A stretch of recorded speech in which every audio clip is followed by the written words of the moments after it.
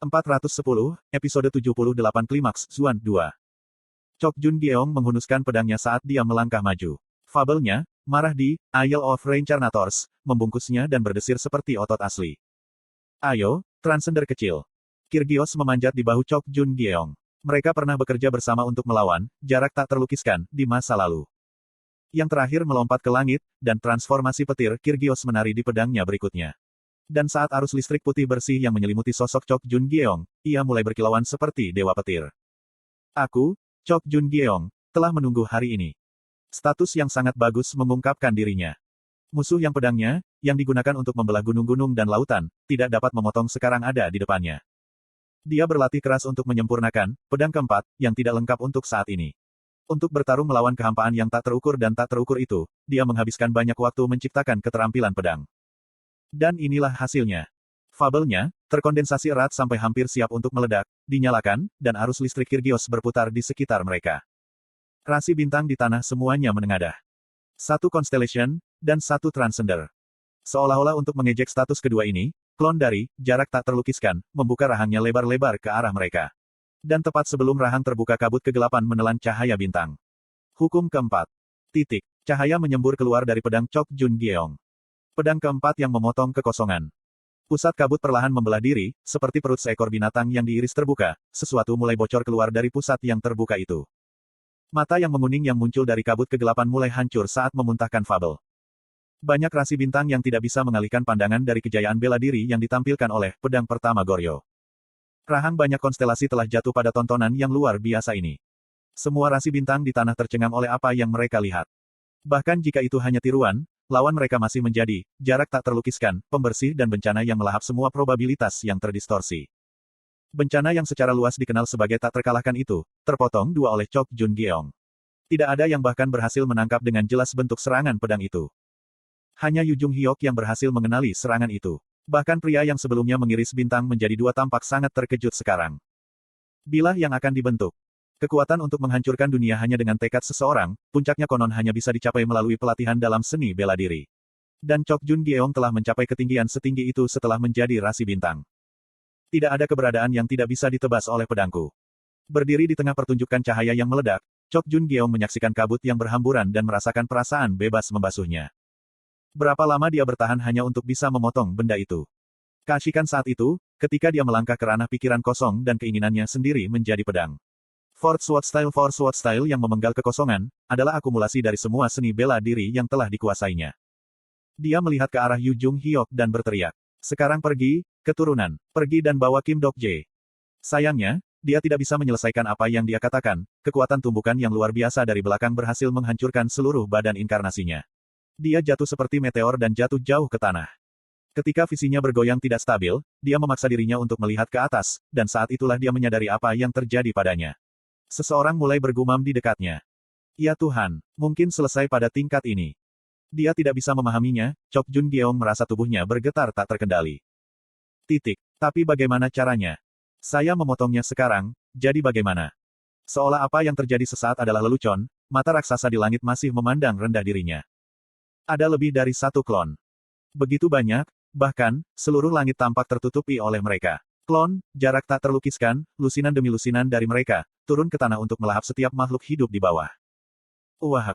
Rasi bintang tingkat sejarah, diliputi oleh teror, mulai berlari ke sisi lain cakrawala. Sayangnya, musibah itu juga datang dari sisi itu. Kruraik.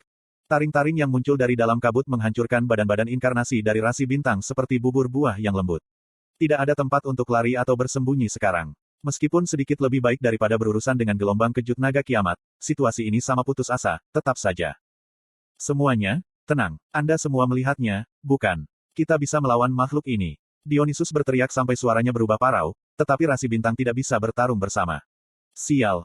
Rasi bintang dari telah menghabiskan sejumlah besar status mereka sambil bertahan melawan dua gelombang kejut sebelumnya dan tidak dapat menampilkan kecakapan biasa mereka sekarang, dan bahkan telah menggunakan terlalu banyak probabilitasnya dan sedang mencari yang tepat. Fabel, setidaknya, Uril dan naga api hitam masih melakukan pertarungan yang bagus. Nyah, aku berkata, singkirkan aku, bajingan busuk. Petik 2. Yu Jung Hyok, Han Suyong, dan Jong Hui Won melepaskan status mereka, punggung mereka saling menempel. Mereka berencana untuk terus bertarung melawan kabut kegelapan dan bergegas menuju tempat Kim Dok-ja menghilang begitu sebuah celah diciptakan. Namun, tidak ada celah seperti itu bagi mereka. Pada tingkat ini, mereka akan dihancurkan sebelum mereka bahkan mulai menyelamatkannya. Persetan, apakah tidak ada orang lain? Bukankah ada teman Kim Dok-ja yang masih pergi ke suatu tempat? Petik 2. Tidak peduli berapa banyak Han Suyong memeras otaknya, dia tidak bisa datang dengan siapapun yang bisa membantu. Baik status naga api hitam dan Uril secara bertahap menurun sekarang. Konstelasi, Hakim Api Setan, sedang melotot ke Scribe of Heaven. Rasi Bintang, Abyssal Black Flame Dragon, mengatakan dia masih belum bisa menggunakan tangan kanan penghancuran Void. Kabut kegelapan telah menyelimuti Isle of Reincarnators, yang hampir sama dengan itu setelah persiapannya untuk melahap seluruh tempat ini. Saat itu sekitar ketika titik cahaya mirip dengan lampu mobil bersinar dari kejauhan. Bersamaan dengan pekikan nyaring, sesuatu tiba di sisi mereka setelah menembus deflagrasi. Sebuah kendaraan yang agak akrab dengan anggota muncul dari balik debu yang tercekat. Ini akan agak merepotkan jika kamu terluka di sini. Kamu masih punya 3 iklan lagi yang harus kamu tembak untukku. Pintu ke kelas X Ferragini terbuka, dan pria parubaya berambut abu-abu itu melambaikan tangannya dengan senyum. Dia mengenakan kemeja polo berwarna merah muda dengan gambar nanas terukir di atasnya, ditambah celana jeans sobek. Han Suyong melihat selera mode keterlaluannya yang tidak cocok dengan medan perang saat ini dan rahangnya jatuh ke tanah. Petik 2. Pembuat jenis produksi massal. Beberapa rasi bintang yang berperang melawan bencana mulai bergumam satu sama lain setelah mendengarnya. Pembuat jenis produksi massal, apakah dia rasi bintang yang kuat? Tidak, kakek tua itu tidak akan banyak membantu. Aku pikir aku pernah mendengar tentang dia sebelumnya. Dibutakan oleh koin, ia terus memompa fabel yang tak bermutu. Han Suyong menatap pembuat jenis produksi massal itu. Dia seharusnya menjadi konstelasi kelas fabel, tetapi bertentangan dengan pangkatnya, status yang bisa dia rasakan bukanlah apa-apa untuk dituliskan di rumah. Pembuat jenis produksi massal tertawa kecil dengan baik. Sepertinya saya menemukan tidak semua yang dapat diandalkan. Pengamatannya yang santai membuat Thor berhenti minum anggur di tenggorokannya dan berteriak kembali. O3, Tuan mantap, sejak Anda datang, cepat dan bantu kami. Kami sangat membutuhkan bantuan apapun yang dapat kami temukan, bahkan dari kakek tua. Tapi, aku tidak datang ke sini untuk bertarung. Lalu kenapa kamu datang ke sini? Yah, aku berpikir untuk mensponsori beberapa koin, kau tahu. Kamu kakek tua, apa gunanya hal itu sekarang? Rasi bintang tidak bisa menahan kemarahan mereka dan berteriak. Jika Anda muncul untuk menyemburkan omong kosong, maka pergi dari sini. Seorang lelaki tua yang busuk yang dibutakan oleh koin. Anehnya, pembuat jenis produksi massal tidak menunjukkan tanda-tanda meringkuk. Pada saat itulah Han Suyong teringat percakapan tertentu dengan Kim Dok-ja di masa lalu. Sementara dia melirik pembuat jenis produksi massal, mengobrol dengan Dok Kaebis di luar ruang rekaman, dia bertanya kepadanya. Hei, Kim Dok-ja. Lagi pula, siapa sebenarnya rasi bintang itu? Dia sepertinya tidak sekuat itu untukku. Mengapa Dok Kaebis itu merendahkan diri di hadapannya seperti itu? Kim Dok-ja menjawab seolah itu adalah hal yang paling jelas di dunia. Karena, dia punya banyak koin.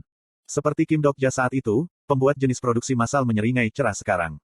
Aku tidak bisa mengerti kamu anak muda. Mengapa Anda semua menolak koin seperti itu? Siapa yang peduli dengan barang abis pakai itu? Bersamaan dengan suara berputar, sebuah koin muncul di atas telapak tangan pembuat tipe produksi massal itu. Itu hanya satu koin. Sekarang, perhatikan baik-baik. Apakah koin ini terlihat seperti tidak lebih dari habis bagi Anda? Pernahkah Anda bertanya-tanya mengapa menggunakan koin ini sebagai unit perdagangan standar? Apakah kamu tidak menemukan itu aneh? Omong kosong apa yang kamu coba katakan sekarang? Sambil menatap klon yang merambah tepat di depan hidungnya, pembuat jenis produksi massal angkat bicara. Biarkan saya memberi Anda petunjuk. Segala sesuatu dalam dibuat melalui fables. Kalau begitu, bagaimana dengan koin? Kurung siku buka. Apakah ini pertanda kepikunan? Aku sibuk, jadi berhentilah bicara padaku. Rasi bintang berfokus pada menembakkan energi magis mereka pada ruang di sekitar mereka seolah-olah mereka tidak lagi ingin mendengar ocehan seorang lelaki tua. Namun, Han Suyong terus mendengarkan bahkan ketika masih terjebak dalam situasi yang mendesak ini. Dan, merinding muncul di seluruh kulitnya. Itu persis seperti yang dikatakan oleh pembuat tipe produksi massal, semua yang ada di adalah fabel. Dalam hal itu, mengapa unit perdagangan bukan fabel, tetapi koin sebagai gantinya? Cucut. Sejumlah besar kemungkinan muncul di seluruh pembuat tipe produksi massal. Dan ketika dia bermandikan pengaruh probabilitas itu, statusnya sendiri naik secara eksplosif. Laju peningkatan yang sangat mengejutkan itu mengejutkan konstelasi, baik, dan jahat, dan mereka semua memandang pembuat jenis produksi massal. Fabel yang sangat tua sudah mulai mendongeng. Pembuat jenis produksi massal, ia juga seorang konstelasi yang mengejar versinya sendiri, a single story.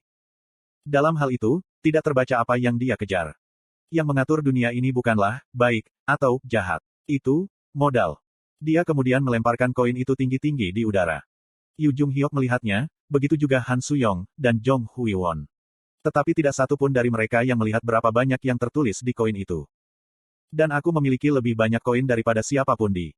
Lebih khusus lagi, mereka akan percaya berapapun jumlah yang diklaim tertulis di atasnya.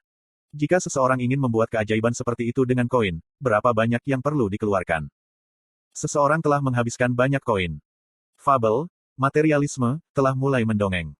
Beberapa saat kemudian, ledakan yang memekakkan telinga terdengar dari sisi lain langit tempat koin menghilang. Ditemani oleh suara robekan, pintu berputar di sekitar sana. Itu adalah gerbang. Gerbang satu arah telah dibuat. Gerbang yang hanya bisa dibuka oleh Dok Kaibis dan Biro benar-benar dibuka oleh konstelasi belaka. Biro sedang melihat kemungkinan dari skenario yang berlaku. Pemanggilan telah dimulai. Beberapa bentuk humanoid mulai muncul di luar gerbang itu sendiri. Dengan wajah santai milik pembuat liburan, pembuat jenis produksi massal mengangkat bahu. Oh ngomong, kalian benar tentang satu hal. Aku payah bertarung. Sinar cahaya yang menyilaukan meledak dari sisi lain gerbang. Pria tua itu mengenakan kacamata hitam seolah-olah dia mengharapkan itu dan melanjutkan. Sebaliknya, aku bisa membawa beberapa teman yang sangat pandai melakukan itu. Beberapa orang dipanggil ke medan perang melalui gerbang. Yang pertama mengenali mereka adalah Yu Jung-hyuk. Petik 2 titik. Menguasai. The Breaking the Sky Sword Saint dan Transcenders sedang terbang keluar dari gerbang sekarang. Ada beberapa wajah akrab lainnya di antara kelompok di sampingnya juga. Seperti, tinju satu tak terkalahkan, Yu Hoseong. Salah satu makhluk paling kuat di Pulau Reincarnator setelah memasuki skenario ini untuk memberi mereka bantuan. Alasan kedatangan terlambat Saint pedang terlambat pasti ada hubungannya dengan membujuk mereka untuk datang ke sini. Namun, ekspresi Yu Jung-hyuk tidak membaik bahkan saat itu. Akankah mereka cukup untuk menghentikan bencana ini? Ada puluhan klon bencana, masing-masing sangat kuat sehingga konstabel kelas Fabel bahkan tidak bisa berurusan dengan satu pun. Tidak peduli seberapa kuat Breaking the Sky Sword Saint dan Yu Hoseong, musuh ini bukanlah sesuatu yang bisa diatasi oleh sekelompok Transcenders. Tapi kemudian, ada satu wajah yang lebih akrab di ujung Transcenders yang turun. Serius, sekarang, seharusnya membantu kita sampai di sini sejak awal, tahu. Petik 2. Itu adalah Yang Hayong. Beberapa teman berteriak ke arahnya, memanggilnya. Dia tersenyum malu dan melambaikan tangannya. Maaf sudah terlambat. Saya mencoba membujuk seseorang. Petik 2. Membujuk. Yang Hayong tidak bisa melanjutkan, namun. Karena, masuknya makhluk baru yang kuat menyebabkan klon, jarak tak terlukiskan, mengubah arah serangan mereka. Nervousness dengan cepat mewarnai ekspresinya ketika dia melihat dewa luar mendekati lokasinya. Yang Hayong telah melihat hal-hal itu di dunia iblis. Dia tahu betul bahwa saat ini dia bahkan tidak bisa berurusan dengan satu klon. Namun, itu hanya dengan kekuatannya sendiri. Tepat di contoh berikutnya, aura emas meledak keluar dari sosoknya. Sejumlah besar status sedang dilepaskan dengan dia sebagai pusatnya. Kunci emasnya menyebar seperti ombak dan ikat kepala emas ramping muncul di atas dahinya yang pucat. Dan kemudian, mantel bulu berwarna emas yang indah menutupi seluruh tubuhnya. Dia perlahan membuka matanya untuk mengungkapkan aura berputar-putar tak menyenangkan dari Golden Gaze, Fiery Eyes. Rasi bintang, Abyssal Black Flame Dragon, menyipitkan matanya. Konstelasi, Hakim Api Setan, terkejut konyol. Konstelasi, pedang pertama Goryo, sedang mendesah. Semua rasi bintang netral tidak bisa menyembunyikan keheranan mereka. Semua orang yang hadir mengenali pemilik status itu. Mustahil untuk tidak melakukannya. Yang Hayong mengulurkan tangannya dan staf terberat dunia menemukan dirinya dalam genggamannya di saat berikutnya. Mata sombong dan menyendiri tanpa batas melotot ke langit biru, dan setiap awan di dunia gemetar pada saat bersamaan. Pergi dan selamatkan Kim Dokja. Kata-kata itu tidak diucapkan oleh Yang Hayong. Constellation, Prisoner of the Golden Headband, telah menjelma ke dalam skenario. Fin.